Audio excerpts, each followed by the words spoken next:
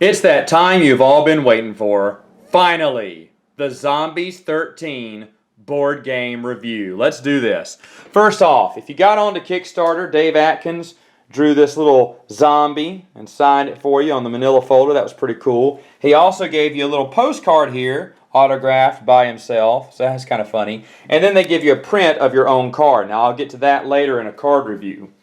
But first off, let me talk about the object of the game. The object of the game is to kill 15 zombies and make it to the helipad with less than 3 of these infection tokens. And I'll talk about the infection tokens later on.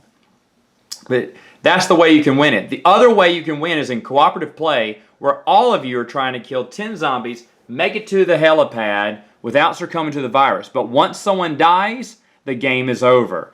Now, I haven't played this yet, but a friend of mine who also got it on Kickstarter, he's played it once. He said co-op is very hard. We'll be playing it later on this weekend to test it out and see. But first, let me just go over some of the basic rules. Here are the pawns. The pawns are called Dr. Chilton. I guess the man who put these together, his name was Chilton. And he created his own pawn. Let's get a good one there. See, he's got a backpack on, a little shotgun. I think he's got a beard. It doesn't really show it that well. Now, I have 2 black ones, but I noticed someone else got 2 orange ones, so I'm going to trade with him. So you may get the same color. Hopefully, that's just the Kickstarter, not everyone, but I did get the 2 of the same color there. Anyway, this pawn actually comes with a superpower on its own. For instance, he has a healing ability. Now, what he can do is every other zombie he faces, and by the way, the zombies are the same ones from the 3rd edition that I showed in an earlier review, but every time he converts one of these zombies, they can fight for him, okay? Sort of like how you would get an extra heart, you know, they're basically re-rolls, in my opinion there. Now, how does he do that? Well, he's got to roll the die. If he rolls the die twice and the points add up to be 10, 11, or 12, he converts a zombie to come fight for him. Now, every time he uses that, he has to skip it on the next turn, and then he can use it. He can use his med pack to cure another zombie. He can only have a total of 3 zombies at his bidding.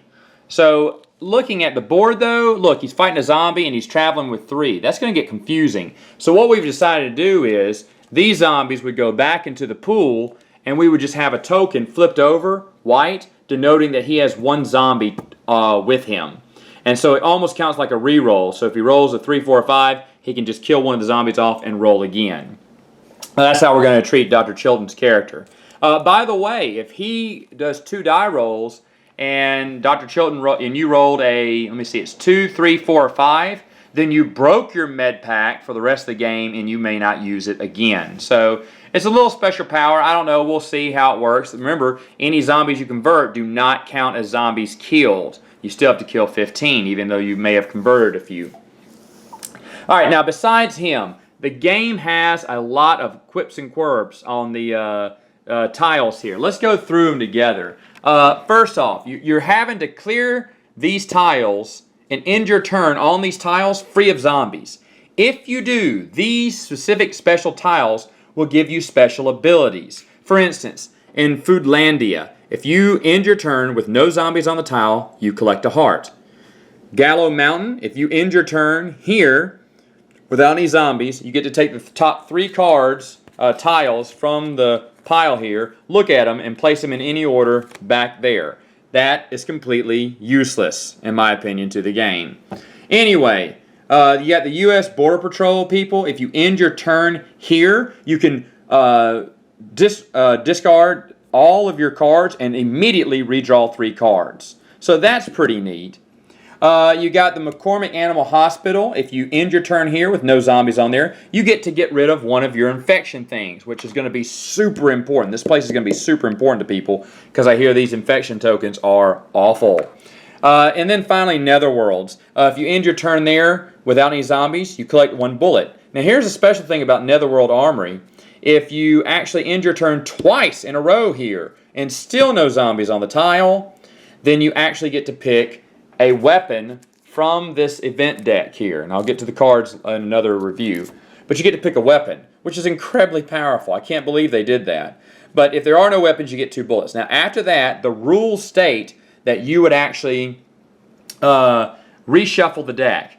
And any cards that, were discarded, you'd throw them back in and reshuffle it. As you know, for my group, we do not reshuffle the deck because that would just drag the game on. Once the deck is gone through, that is it. It helps speed up the game for us. But they have that rule. And like they've always said, you can make up your own rules to it, but that is a personal rule from my team here.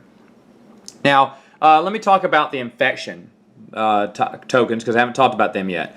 How do you get them? Well, if you roll a 1 in combat, you get bit, and so you get an infection token. If you get 6, you die and you are replaced with a zombie. Now, when you die, you respawn, and everyone starts off with 5 hearts and 5 bullets in this game, unlike the 3 and 3 that we've usually seen in other zombies games. This time you start off 5 and 5. But with these tokens, once you get bit, you get a 1. Every time you roll combat and it's a 1, you get another token. Now, once you gather 2 or more tokens, at the beginning of your turn, you have to roll the dice again. And you have to beat the number of infections you have. Let's say I have 3 infections. Okay, I got to roll a 3 or better.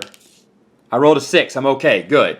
And then you can start your game again. However, if you roll a combat, you're going to get more. Now, the more you get, the harder it is to stave off the infection. Because let's say I have 5 infections now and 1 away. Well, I have to start my turn. I better roll a 6.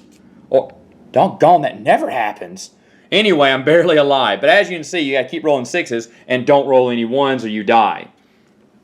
I think this is ingenious. I love infection tokens. I think that's really smart there. And there are enough for every player in the game.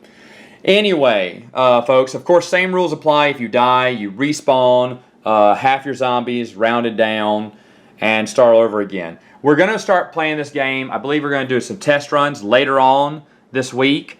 So I may have some more information for you then. Remember, the game comes out September 18th in stores everywhere, so it's going to be really fun. Folks, stay tuned, because coming up, I will give you a card review.